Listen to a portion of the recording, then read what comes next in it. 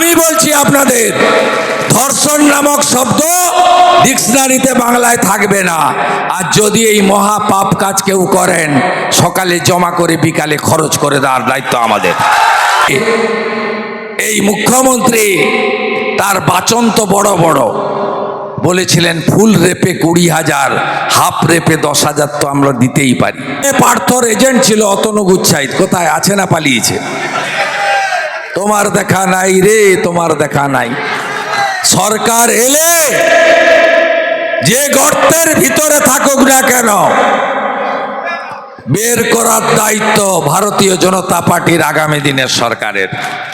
সরকারি স্কুল ঢুকছে, ইউনিফর্ম আছে, ব্যাগ আছে, জুতো আছে, পড়ানোর জন্য মাস্টার নাই।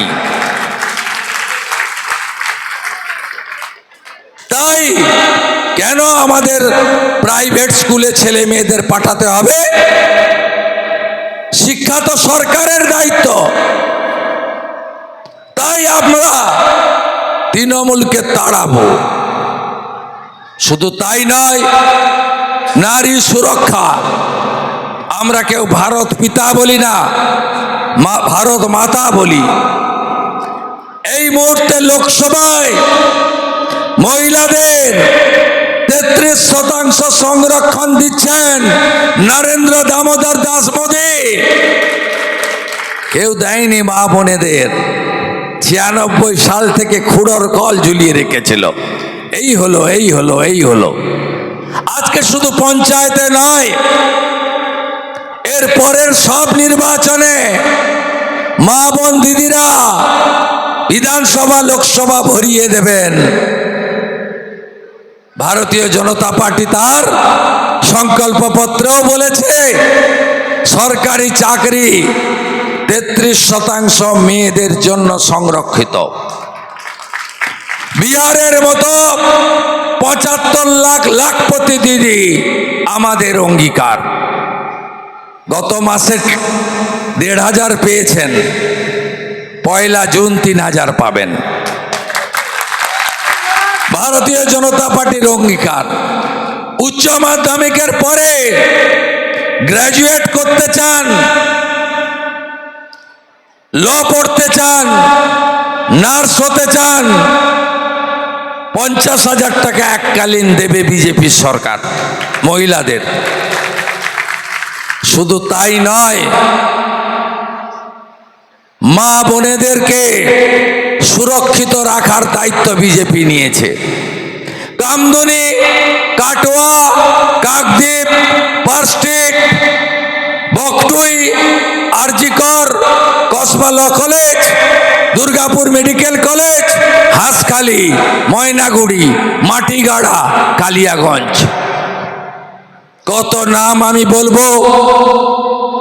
এই মুখ্যমন্ত্রীর আমলে কোন মা বোন, ছোট কন্যারা পর্যন্ত সুরক্ষিত নয়। কাটোয়া গণধর্ষণের পরে এই মুখ্যমন্ত্রী তার বাচন তো বড় বড়, বলেছিলেন ফুল রেপে 20,000, হাফ রেপে 10,000 তো আমরা দিতেই পারি। এই মুখ্যমন্ত্রী বলেছিলেন শরীর থাকলে জ্বর জাড়িয়ে সর্দি কাশি হয়, তাই একটু আধটু এগুলো তো হতেই পারে। এটা কোনো মুখ্যমন্ত্রীর ভাষা? এই মুখ্যমন্ত্রী আরজিকরের সময় বেহালাতে বলেছিলেন অভয়ার বাবা মা চাইলে আমি 10 লক্ষ টাকা তো দিতেই পারি। যদিও তার বাবা মা ঘৃণার সঙ্গে প্রত্যাখ্যান করেছিল। আর আমি বলেছিলাম আপনাকে 20 লক্ষ টাকা দিচ্ছি, আপনি তাড়াতাড়ি পশ্চিমবঙ্গ থেকে পালিয়ে বাংলাদেশে যান, আমাদের বাঁচান, আর নেওয়া যাচ্ছে না। এই মুখ্যমন্ত্রী দুর্গাপুরে উড়িষ্যার এক মেয়ে বেটি, বালাসোরে বাড়ি, জিহাদিদের দ্বারা গণধর্ষণ হওয়ার পরে মুখ্যমন্ত্রী বলেছিলেন এয়ারপোর্টে দাঁড়িয়ে, মেয়েরা এত রাত্রে বেরোবে কেন? রাত্রে বেরোনোর দরকার নেই। আরে রাত্রে না বেরোলে মা কালীর পুজো করবে কখন? কালী ঠাকুরের পুজো তো রাতেই হয়। এ কোন মুখ্যমন্ত্রী? তাই অমিত শাহজি সংকল্পপত্রে বলেছেন, যত নারী নির্যাতন হয়েছে কমিশন বসাবো, 6 মাসের মধ্যে জেলে ঢোকাবো। আমি বলছি আপনাদের, ধর্ষণ নামক শব্দ ডিকশনারিতে বাংলায় থাকবে না। আর যদি এই মহা পাপ কাজ কেউ করেন, সকালে জমা করে বিকালে খরচ করে দেওয়ার দায়িত্ব আমাদের।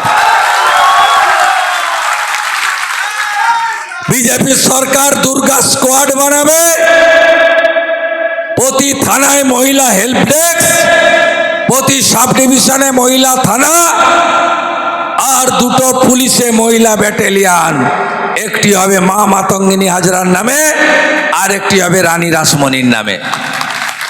আমার যুবক ভাই বন্ধুরা, চাকরি নামক শব্দটা মমতা ব্যানার্জি তুলে দিয়েছে বাংলা থেকে। ভারতবর্ষে প্রধানমন্ত্রী বলছেন আত্মনির্ভর ভারত, আর আমাদের মুখ্যমন্ত্রী বলছেন ভাতা নির্ভর বাংলা। কোনো চাকরি নাই বন্ধু, doctorate, graduate, PhD, MA, BEd, PTTI যাই করুন না কেন, চাকরি দেবে নাই মুখ্যমন্ত্রী। তিনি ধনুক ভাঙা পণ করেছেন। তাই আমরা বলেছি রাজ্য সরকারের 6 লক্ষ ভ্যাকেন্সি ডিসেম্বরের মধ্যে পূরণ করব। ওএমআর পরীক্ষা হবে, কার্বন কপি বাড়ি নিয়ে আসবেন। 72 পেয়েছেন, আপনার কাছেও ডকুমেন্ট থাকবে 72 লিখেছেন। পার্থ চ্যাটার্জির মতো খাতা বদল করার সুযোগ আগামী বিজেপি সরকার কাউকে দেবে না। তাই ঘুষমুক্ত কর্মসংস্থান, এখানে পার্থর এজেন্ট ছিল অতনু গুচ্ছাইত, কোথায় আছে না পালিয়েছে? তোমার দেখা নাই রে, তোমার দেখা নাই। সরকার এলে যে গর্তের ভিতরে থাকুক না কেন, বের করার দায়িত্ব ভারতীয় জনতা পার্টির আগামী দিনের সরকারের। আমার বেকার যুবক ভাই বোনেরা, মমতা ব্যানার্জি যেহেতু চাকরি দেয়নি, 5 বছর বাড়তি আবেদন করার সুযোগ দিচ্ছি আমরা। চাকরির বয়সের ঊর্ধ্বসীমা, এসসি এসটি ওবিসি সংরক্ষণ মানে না মমতা ব্যানার্জি। 1,15,000 সিভিক দিয়েছে।